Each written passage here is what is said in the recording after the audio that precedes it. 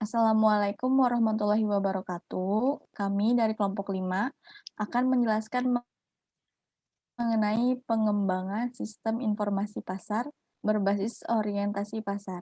Disusun oleh saya sendiri Aisyah, lalu ada rekan saya Fatma Agustina dan Putri Fadela Ari Aluna. Untuk materi yang pertama akan dijelaskan oleh saya sendiri.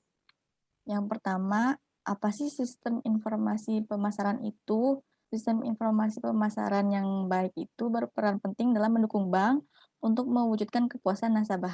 Pengambilan keputusan di bidang manajemen pemasaran dapat keliru dan terlambat jika sistem ini tidak berjalan dengan baik. Ketika riset pemasaran yang dilakukan berjalan tidak selesai tepat waktu, maka peluncuran produk baru dapat didahului oleh pesaing.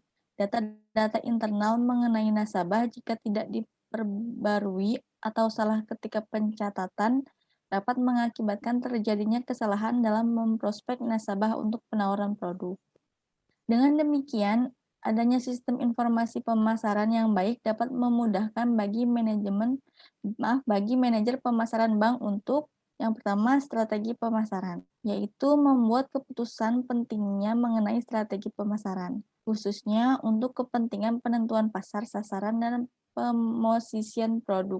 Sistem informasi pemasaran yang baik memungkinkan bank mendapatkan informasi yang berkualitas, akurat, dan tepat saat dibutuhkan, sehingga ketika ada peluang dapat dimanfaatkan secara optimal. Lalu ada taktik pemasaran. Membuat keputusan penting tentang taktik pemasaran yang meliputi penentuan bunga, pengembangan produk dan pembukaan kantor cabang dan kantor cabang pembantu, bauran promosi, perbaikan sumber daya manusia untuk mendukung layanan, proses dan penyediaan fasilitas fisik kantor sesuai dengan kebutuhan dan keinginan nasabah. Berikutnya, pengelolaan sistem informasi pemasaran. Bank dapat memilih sistem pengelolaan sistem informasi pemasaran sesuai dengan sumber. Oleh karena itu, kompleksitas dan peralatan jumlah personel maupun prosedurnya dapat disesuaikan dengan kepentingan dan kondisi masing-masing bank. Terdapat 3 tahapan penting dalam pengelolaan sistem informasi pemasaran ini, yakni 1. Identifikasi terhadap kebutuhan informasi, mengembangkan informasi yang bermutu. 2. Mengembangkan informasi yang bermutu. Ketiga, mendistribusikan dan menggunakan informasi. Identifikasi terhadap kebutuhan informasi. Pertama, ada informasi tentang analisis situasi. Berbagai informasi penting tentang pertumbuhan ekonomi, prospek usaha, kemungkinan besarnya inflasi, pertumbuhan pasar, daya beli masyarakat, strategi pesaing, dan perkembangan internal perusahaan. Lalu ada informasi untuk mendukung perencanaan strategi pemasaran. Dalam penyusunan rencana pemasaran tahunan maupun strategi pemasaran produk dan jasa, baru yang akan ditawarkan kepada nasabah, manajer pemasaran harus memiliki informasi yang memadai mengenai segmen pasar dan data nasabah baik dari sisi demografi maupun geografi, preferensi, dan perilaku lainnya yang terekam di bank. Berikutnya akan dijelaskan oleh Fatma.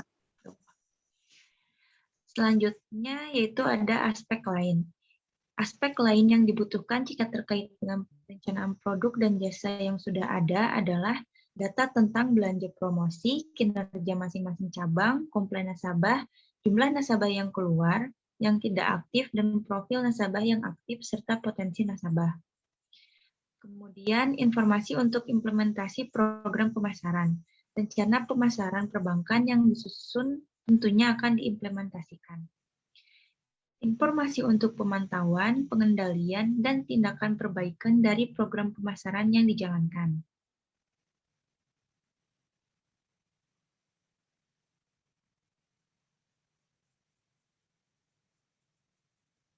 Kemudian mengembangkan informasi pemasaran yang bermutu.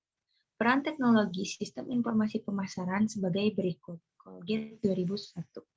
Yang pertama, mempererat hubungan dengan pelanggan. Yang kedua, dapat mengurangi risiko kredit macet. Ketiga, dapat memfasilitasi dan membantu penjualan berbagai produk bank. Keempat, dapat digunakan untuk menetapkan biaya peralihan atau switching cost, baik yang sifatnya moneter dan psikologis. Kelima, membantu meningkatkan keuntungan. Yang terakhir, dapat menciptakan hambatan masuk bagi bank yang baru atau pendatang baru dalam industri perbankan untuk masuk di bisnis industri perbankan. Kemudian ada aplikasi teknologi yang mendukung TSIP atau Teknologi Sistem Informasi Pemasaran. Yang pertama, anjungan tunai mandiri atau ATM. Tujuan dari ATM adalah memberikan layanan pengambilan uang, pengiriman uang, melihat informasi saldo, pembayaran, dan lain-lain di berbagai area tanpa terikat waktu.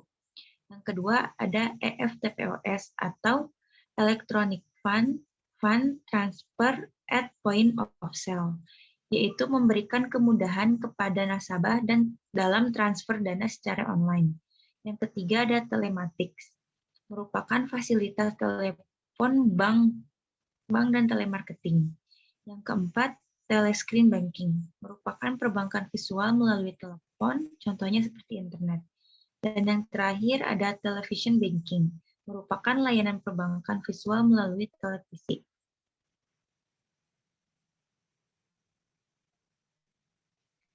Kemudian ada data internal. Ketersediaan dan kualitas data internal sangat penting untuk mendukung berbagai kebijakan di bidang pemasaran. Data internal yang bermutu ini dapat dibangun melalui sistem database internal yang dikelola dengan baik. Data tentang nasabah dan pasar dapat dilihat perkembangannya dan dari data internal ini. Data ini diambil dari berbagai sumber resmi perusahaan, seperti dari bagian keuangan, akuntansi, dan penjualan.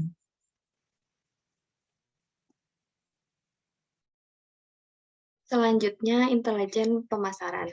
Tujuan dari intelijen pemasaran ini adalah memberikan informasi yang tepat dan akurat tentang persaingan dan lingkungan pemasaran untuk pengambilan keputusan strategik perbankan, sehingga pimpinan bank dapat memanfaatkan peluang yang ada dengan kekuatan yang dimiliki dan lebih waspada terhadap ancaman yang akan dihadapi. Selanjutnya, riset pemasaran. Riset pemasaran ini dibutuhkan ketika data internal yang tersedia tidak mampu menjawab permasalahan pemasaran yang dihadapi bank. Bank memutuskan akan melakukan riset pemasaran atau tidak tergantung pada pengalaman dan kebijakan manajer, sifat dari keputusan yang diambil, dan kegunaan riset. Secara sederhana, riset pemasaran dilakukan melalui tahapan sebagai berikut. Yang pertama, merumuskan masalah. Yang kedua, mengembangkan rencana penelitian, lalu memilih metode pengumpulan data, merancang teknik pengambilan sampel, pengumpulan dan analisis data. Yang terakhir yaitu membuat laporan penelitian. Jenis rancangan riset ada 3. Yang pertama, riset eksplorasi. Riset eksplorasi tepat digunakan ketika bank ingin mengetahui dan mendapatkan gambaran tentang suatu objek atau aktivitas pemasaran perbankan, atau hal-hal lain terkait dengan strategi pemasaran bank. Misalnya, ketika bank ingin mengetahui harapan nasabah atas kualitas layanan, kepuasan nasabah terhadap kualitas pelayanan, dan potensi pasar. Lalu ada riset deskriptif. Riset deskriptif digunakan untuk mengungkap problem tertentu dalam jumlah sampel yang cukup besar. Contohnya, bank ingin mengeksplorasi tentang harapan nasabah atas kualitas layanan yang dilakukan. Melalui penelitian ini, diharapkan bank mendapatkan gambaran tentang dimensi kualitas apa saja yang dianggap paling penting berdasarkan segmen nasabah. Yang terakhir ada penelitian kausal.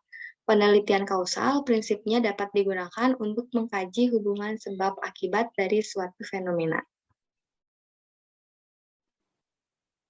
Sekian dari kelompok kami. Bila ada kesalahan, kami mohon maaf.